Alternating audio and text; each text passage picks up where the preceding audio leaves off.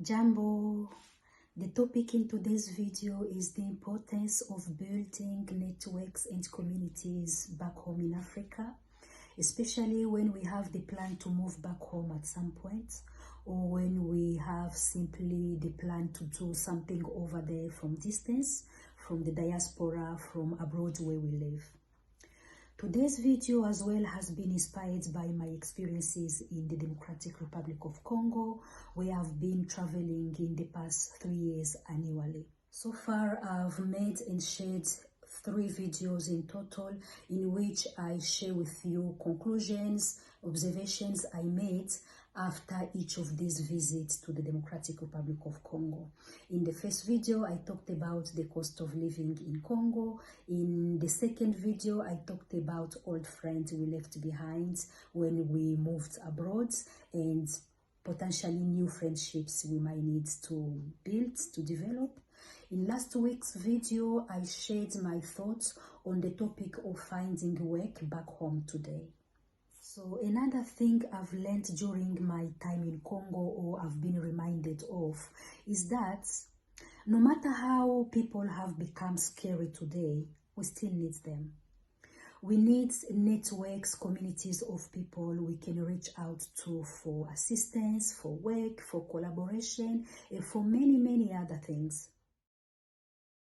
So basically, we need others, we need other people in our lives so that we can become the best we can, so that we can make best achievements. Now, saying this, it doesn't mean people become responsible for our lives, they become responsible for our successes, for our failures. No, we're still responsible for our own lives, we're still responsible for our own successes, we're still responsible for our own failures. These people we are calling network communities, they need to be people who understand your experience. They need to be people you can really count on for support. Another thing about networks and communities, people we are calling exactly networks and communities because that's what it is. They need to be right ones, they need to be right people.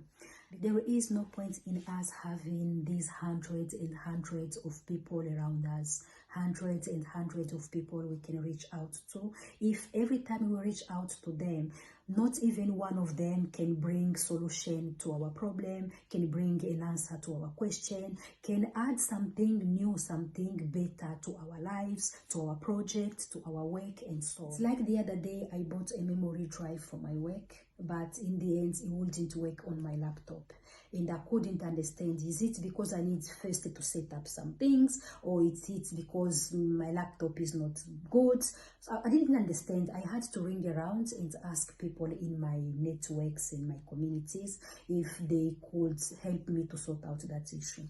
Then one was like, yeah, I can take a look at it. And exactly in the end, it was like, initially this drive was made for PC, but you need first to do something in order for it to work on your laptop. And he did the things he had to do, or we needed to do, and now I'm using that drive on my laptop. Imagine in my networks, in my communities, no one was able to sort out that problem. I will still maybe not able to save my work, to do some work. I will have gone back to buy another drive, probably bumping into the same issue. We need the right people in the networks and the communities we are building. It's like those work opportunities I got in Congo last time.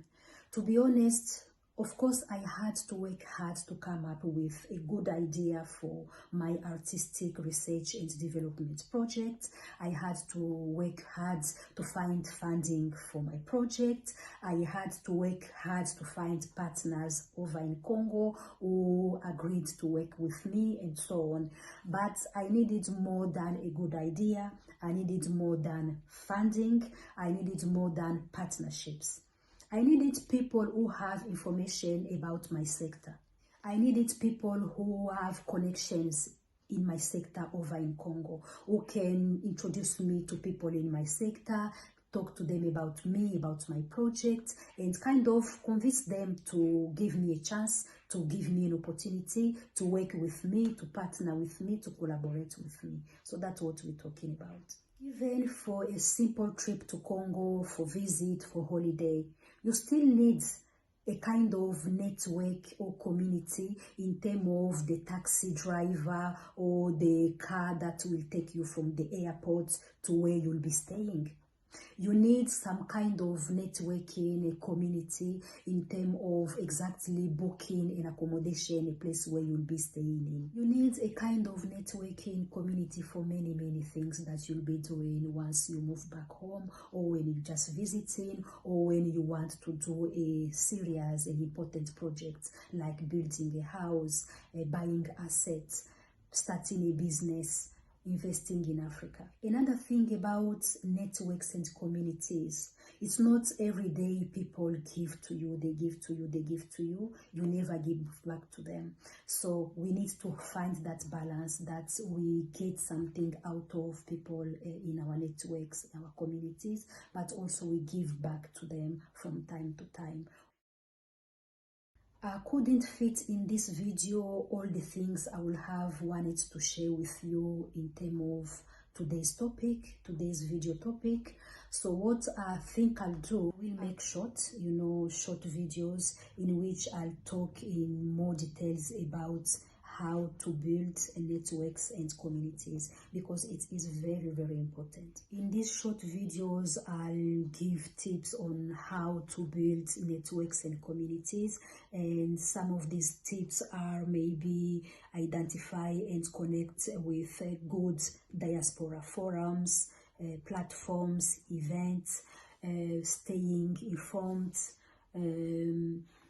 start conducting some researches, some doing some stuff for some people, learning languages and so on. Until next time guys, kwaheri, au revoir, goodbye.